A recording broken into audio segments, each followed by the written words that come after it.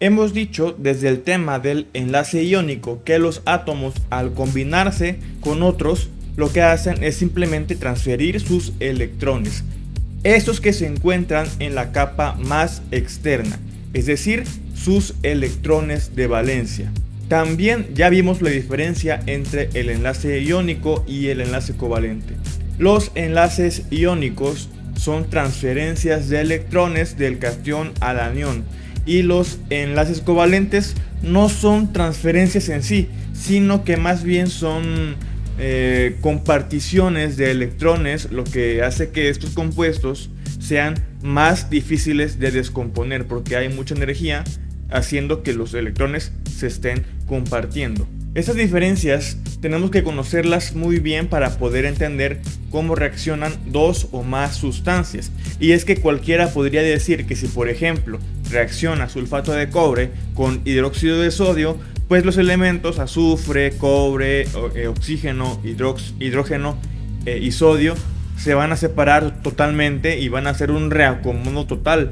Pero no es así, no es que nada más se desacomoden todos los elementos y se vuelvan a reordenar, sino que por eso vimos un tipo de reacciones químicas que son las de desplazamiento y las de intercambio, en las que nada más uno de los elementos de cada compuesto se modifica. Pero a ver, ¿por qué se modifica uno y por qué los otros no?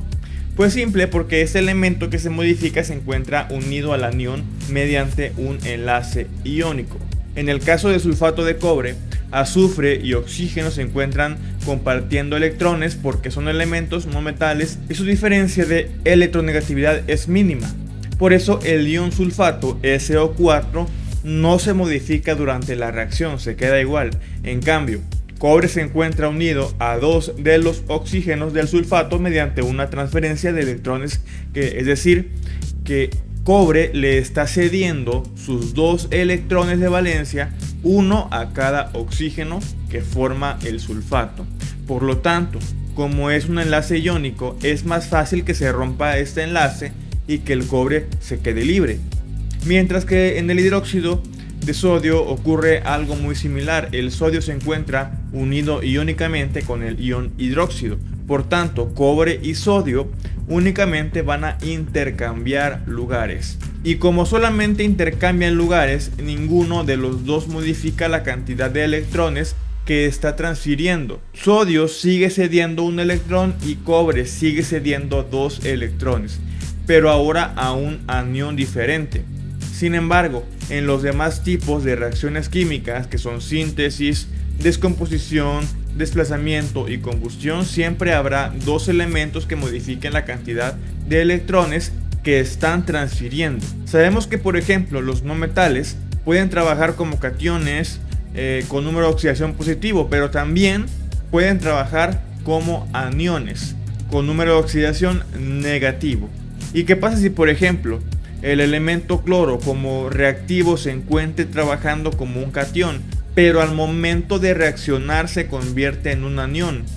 Obviamente ahí tendrá un cambio de rol, ya que empieza compartiendo electrones con cierto elemento y termina recibiendo electrones, pero ahora de otro elemento, de un elemento diferente.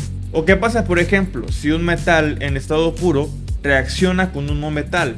El metal en estado puro no está cediendo electrones a ningún elemento, pero cuando reacciona con el no metal se los da, se los cede. Esos cambios en las reacciones químicas se llaman oxidación y reducción. Cuando un elemento químico se oxida, quiere decir que este se encuentra cediendo electrones. Esto ya lo hemos estudiado un montón de veces como catión, pero aquí hablamos del elemento que comienza con un cierto número de electrones y después los pierde. ¿Por qué los pierde? Porque se los dona al que los necesita. Al perder electrones se produce un desbalanceo entre sus partículas. Si tenía 10 protones y 10 electrones y perdió 2 de sus electrones, entonces se va a quedar 10 y 8.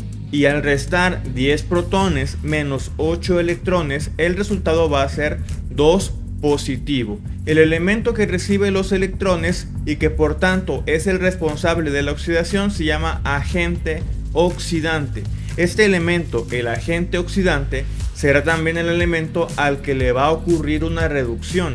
El elemento que se reduce es aquel que gana electrones. ¿Y por qué los gana? Porque los necesita para poder completar el octeto. Supongamos que un elemento comienza en estado puro con 8 protones y con 8 electrones. Si los restamos, el resultado va a ser 0. Por tanto, es una sustancia elemental con número de oxidación 0. Pero si a esta sustancia le agregamos 2 electrones más, ahora tendrás 8 protones y 10 electrones. Lo que al restarlo me daría un 2 negativo, o sea, menos 2. Todo elemento que disminuya su número de oxidación se dice que se reduce. Y si se reduce es simplemente porque el otro elemento, el que se oxida, le está dando sus electrones. Y a este elemento le vamos a llamar agente oxidante. Entonces, recapitulemos. El elemento que se oxida es el que pierde electrones y se le llama también agente reductor. El elemento que se reduce es el que gana electrones y se le llama también agente oxidante. Con esto tenemos ya la clave del éxito. En la vida cotidiana vemos constantemente reacciones de óxido-reducción o reacciones redox, que es lo mismo, solo que no nos hayamos dado cuenta. Por ejemplo, cuando un metal se oxida, como el hierro por ejemplo, es precisamente porque le está ocurriendo una oxidación al hierro, es decir, el hierro está perdiendo electrones para combinarse con el oxígeno del aire y así formar el óxido de hierro, el cual vemos o percibimos con un tono marrón y que tiene una consistencia polvosa. El aguacate, por ejemplo, cuando lo partimos y lo dejamos un rato al aire libre, se oscurece. ¿Pero por qué? Porque en esta fruta hay una proteína llamada polifenol oxidasa, la cual reacciona con el oxígeno produciendo compuestos de color oscuro.